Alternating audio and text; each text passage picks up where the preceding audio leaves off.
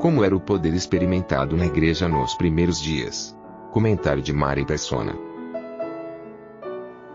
Esse era um tempo de grande poder. Deus estava inaugurando algo completamente novo, que era a igreja. Muito embora esses discípulos ainda não entendessem isso, porque eles talvez pensassem que era um reavivamento de Israel. E, de certa forma, era isso também, porque Deus ainda aguardava que eles se arrependessem, que os judeus se arrependessem. Até mais à frente, nós vamos encontrar o Senhor Jesus visto em pé, à destra da majestade, nas alturas, como se aguardasse ainda esse arrependimento do povo judeu. Mas eles não se arrependeriam. Mas aqui então era um tempo de grande poder e de grande responsabilidade. Ananias e Safira haviam sido mortos por terem mentido contra o Espírito Santo, por terem desejado ser o que eles não eram, quiseram ter a aparência de caridosos, mas eles não eram nada disso. E agora nós vemos no versículo 14, no versículo 13, ninguém ousava juntar-se com eles. Por quê? Porque havia uma responsabilidade muito grande. E era uma maneira também de Deus não permitir que os falsos entrassem aqui na igreja nesse momento. Mais à frente nós vamos encontrar que a casa de Deus, como o irmão falou uma vez, ficou maior que a igreja, ficou maior que o corpo de Cristo, melhor dizendo. Quando Simão, o mago, é batizado e logo em seguida demonstra que ele nada tinha de vida, ele era apenas um falso professo. Como hoje está cheio a cristandade. Mas aqui então, a multidão dos que criam crescia tanto de homens como de mulheres, e no versículo 15, transportavam os enfermos para as ruas e os punham em leitos e em camilhas, para que ao menos a sombra de Pedro, quando esse passasse, cobrisse alguns deles. E aí fala no versículo 16 algo que não tem nada a ver com essas pretensões de pregadores da prosperidade, pregadores de cura, que promovem campanhas de cura e coisa do tipo, mas é mais para pedir dinheiro do que por qualquer outra coisa. Porque aqui no versículo 16 mostra o que era realmente esse poder do início da igreja. E até das cidades circunvizinhas concorria muita gente a Jerusalém, conduzindo enfermos e atormentados de espíritos imundos, os quais todos eram curados. Todos. Ninguém ia para casa falando assim, eu fui até lá tentar ser curado, mas não deu, curou um ou dois só. Não, todos eram curados. O Senhor Jesus também, quando curava, e uma multidão que traziam a ele de enfermos, ele curava a todos. Então não tem nada a ver com essas falsas campanhas de cura que hoje se encontra aí em muitas igrejas. Esse tempo, nós não vivemos mais nesse tempo. É muito importante entender isso. Deus não precisa mais fazer essa abundância de milagres e sinais para convencer tanto judeus como gregos de que ele está fazendo uma obra no mundo. Ele já convenceu, já deixou mais do que claro isso daí. Eu gosto sempre do exemplo do lançamento de um edifício na cidade.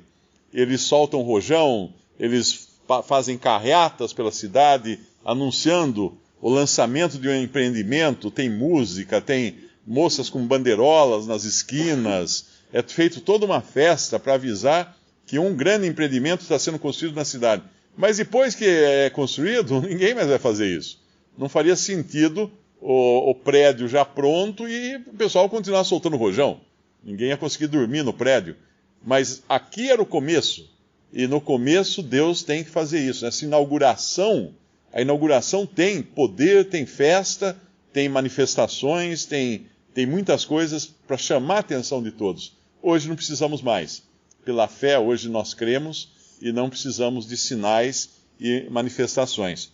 Mas aqui no versículo 17 tem uma coisa curiosa, que é o Espírito Santo, ele faz questão de colocar, aqui na minha Bíblia está entre parênteses, mas deve ter uma razão para ele ter colocado isso. Levantando-se o sumo sacerdote e todos os que estavam com ele, e eram eles da seita dos saduceus, encheram-se de inveja. Por que será que aqui chama atenção para eles serem da seita dos saduceus? E lançaram mão dos apóstolos e os puseram na prisão pública. Eu acredito que Deus queria como que dar um sinal aqui que tocasse particularmente os saduceus. Por quê? Lá em Mateus, capítulo 22, nos dá uma ideia de quem eram esses saduceus.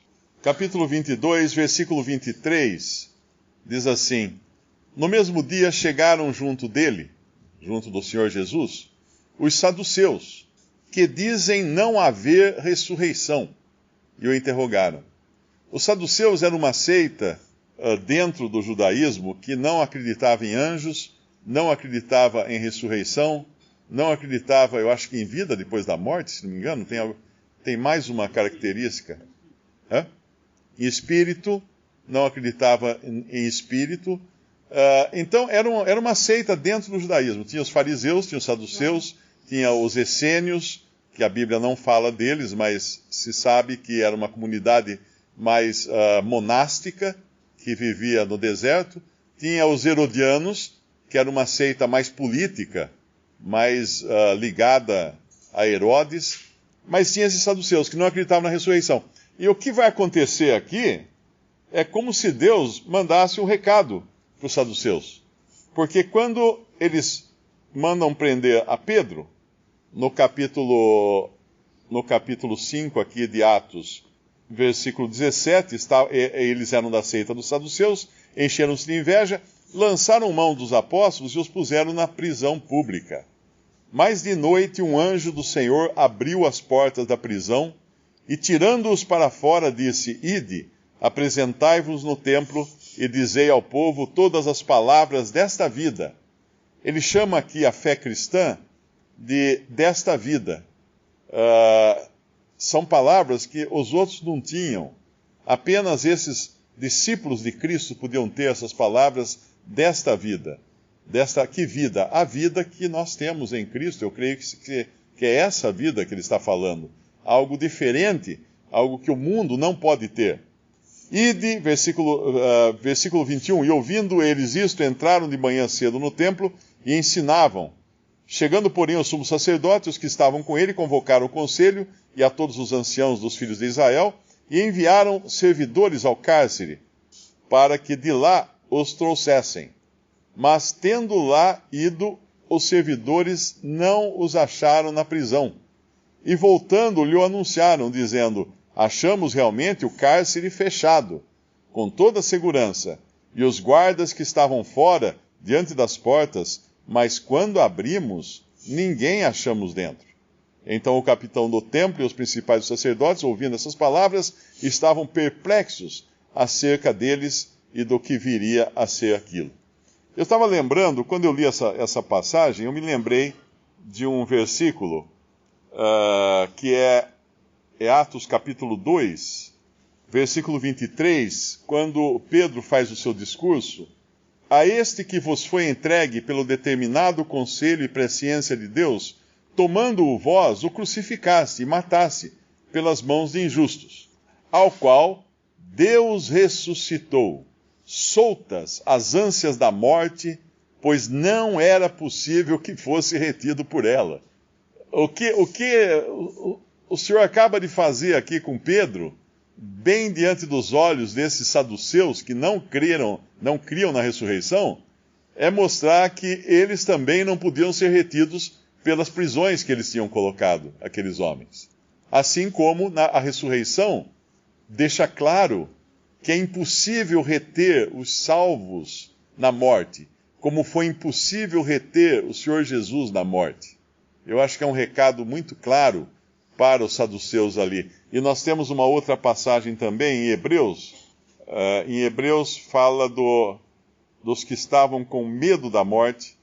Hebreus capítulo 2, versículo 14.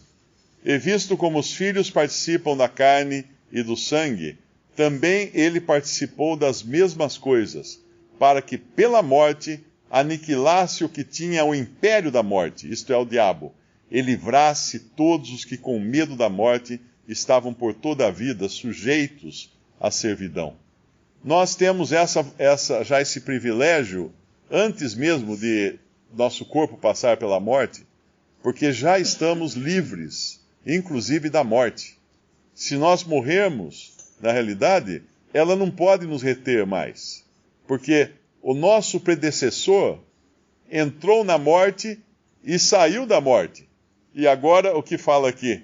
Também ele participou das mesmas coisas para que pela morte aniquilasse o que tinha o império da morte, isto é, o diabo, e livrasse todos os que com medo da morte estavam por toda a vida sujeitos à servidão. Então, a ressurreição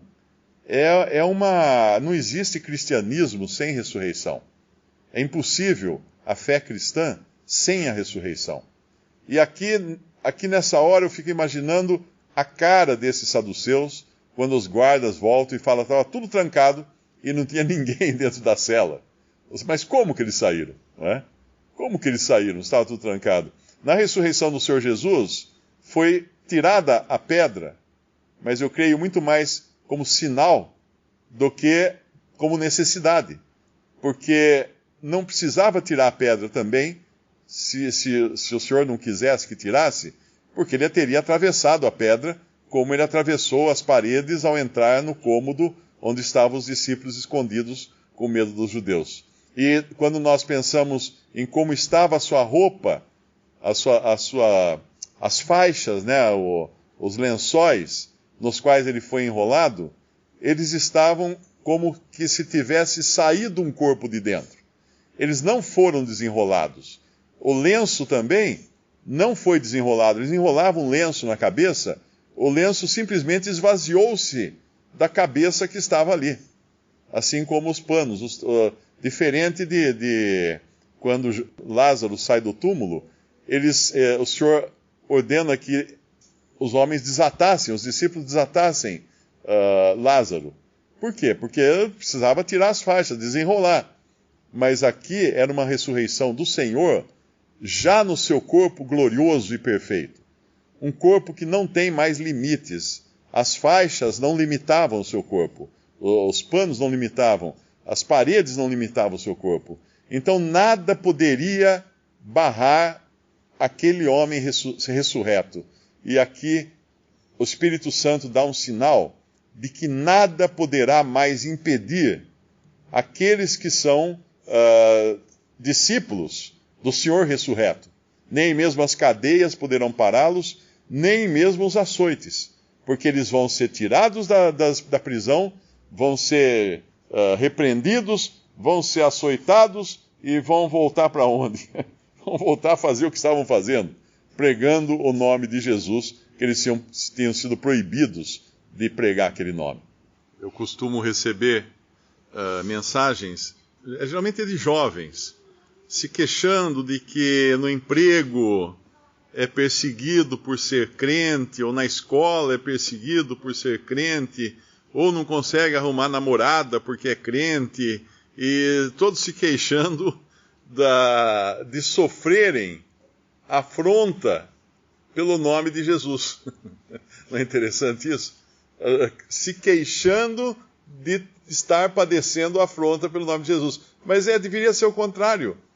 Se eu tiver uma oposição no meu emprego, pelo fato de eu ser crente em Jesus, eu devo me regozijar com isso, porque aqui fala, regozijaram-se, pois, da presença, retirados da presença, regozijando-se de terem sido julgados dignos de padecer afronta pelo nome de Jesus.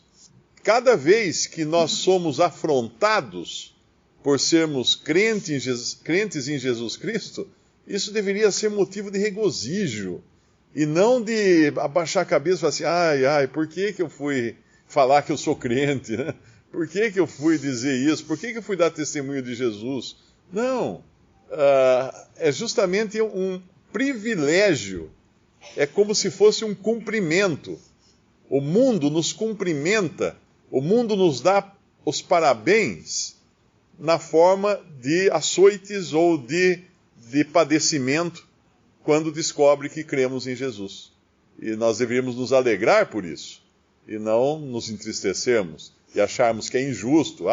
eu estou sendo injustamente perseguido no serviço porque sou crente. Não, alegre-se, é ótimo isso, que bom. Tomara que você seja mais perseguido ainda do que já foi até aqui.